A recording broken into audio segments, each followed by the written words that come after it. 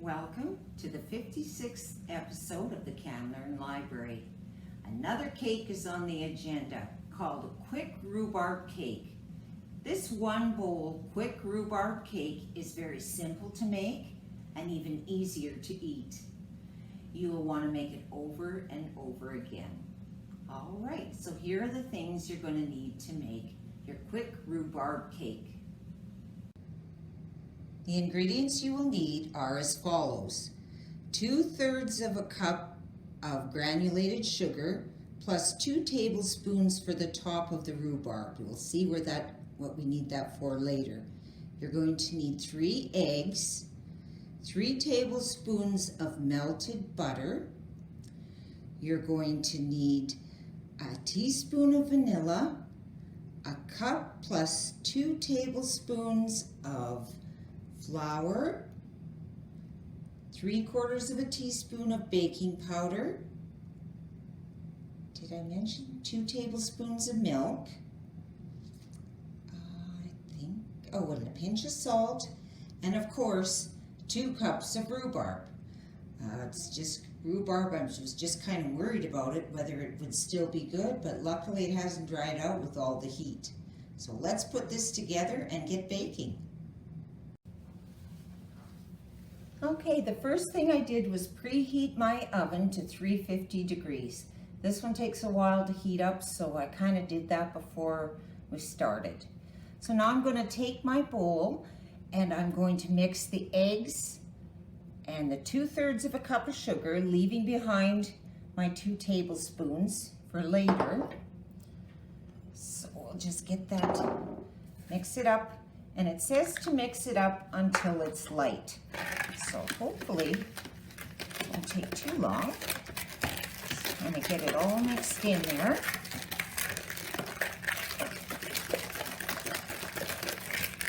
So all the sugar is as incorporated as it can be.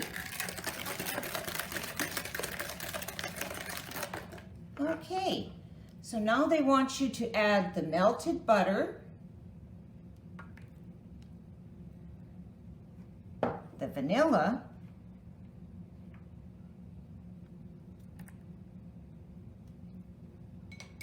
and our little bit of milk.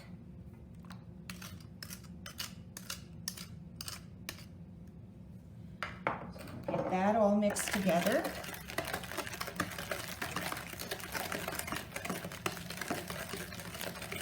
Now comes our dry ingredients. So we're going to mix in our 1 cup of flour,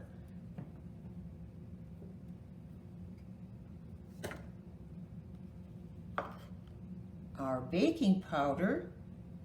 Baking powder is over here. Ooh, and the salt. I just about forgot my salt. Be right back. Okay. Got that salt. There we go. So now we're going to mix that together.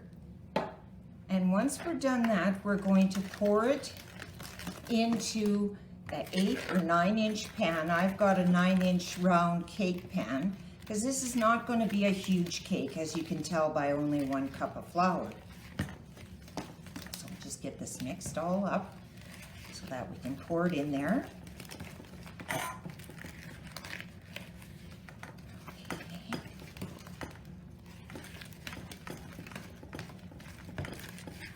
Before I finish, we need to spray it with no stick spray. So I'm going to just quickly do that before I'm quite ready for it.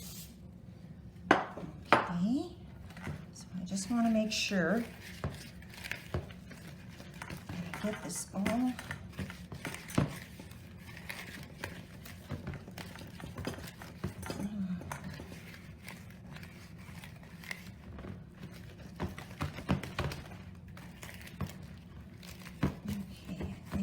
About got it all mixed up. Get the spatula here and try to get some of that rogue flour. It seemed to have gotten away on me. Okay. I'm gonna put that over here. that into the pan.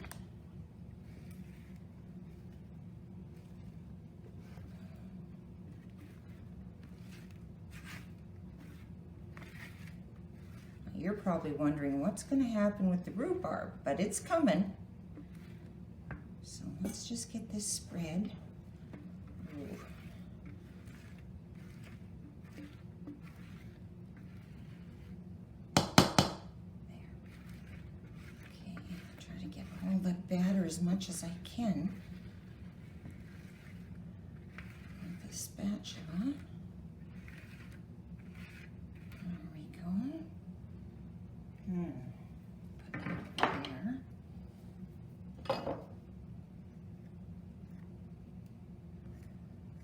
I don't know why I had to have, maybe I was supposed to mix that extra flour in. Okay. I guess I can mix it now because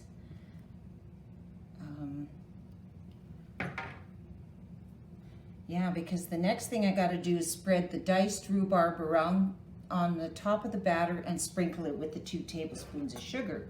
It tells me nothing what to do with the flour, so okay. Flour, you're going in there now. Maybe it'll be easier to mix in this pan. I don't know, that bowl is kind of hard to mix in.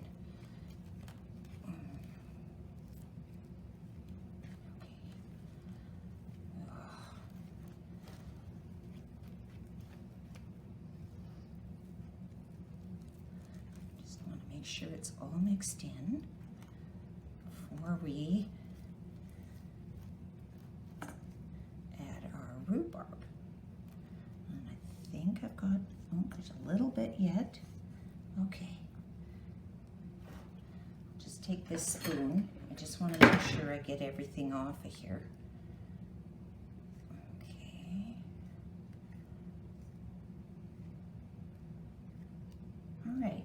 So now you take your rhubarb and spread it all around. I'm doing this with my hand because with my luck it would all go in one big lump. Okay.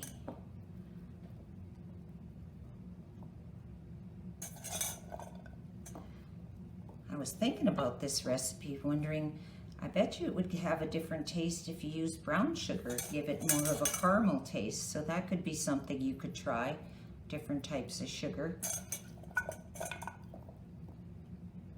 Okay. Just don't want all the rhubarb to be in one spot here. I just want to make sure that it's into the batter. So I'm just going to push down a little bit on it, just to be sure. 2 cups seems like a lot, doesn't it? Okay.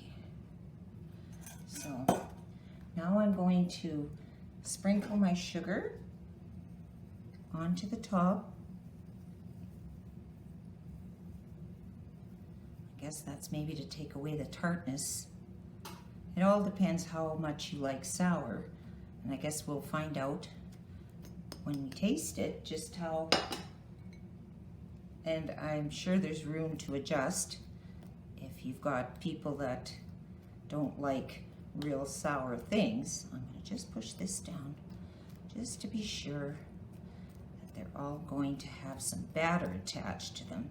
Nothing worse than something not getting what it's supposed to get. Okay, so once I've done that, I'm going to bake this at 350 degrees for 30 minutes. Or until a toothpick comes out clean. So we'll see you in half an hour. Okay, it's been half an hour, so I'm going to just open this up. I'm not sure if I'm going to just test it. 1 test, 2 test. It looks pretty clean, doesn't it? Okay, I think I'm okay. So I am going to take it out. Oops, I'm going to drop it first. Now I don't know if you can see it, but that's what it looks like straight out of the oven. Maybe I should have made the pieces of rhubarb a little smaller, but we'll see what happens here. I'm going to let it cool, and then I'll take it out of the pan. Let's see, can you see it there? There. And then we will try it. So we'll see it. And here's the final product. As you can see, it's not a very high cake, but it's not meant to be with only 1 cup of flour. I'm going to just try to get this so that you can kind of get a sense of the height of it. I think it would be good with whipped cream, or even some regular cream, or plain ice cream maybe.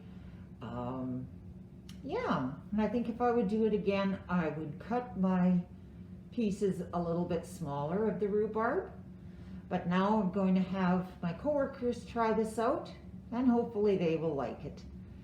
Well, that's all the time we have left for the Can Learn Library. Take care.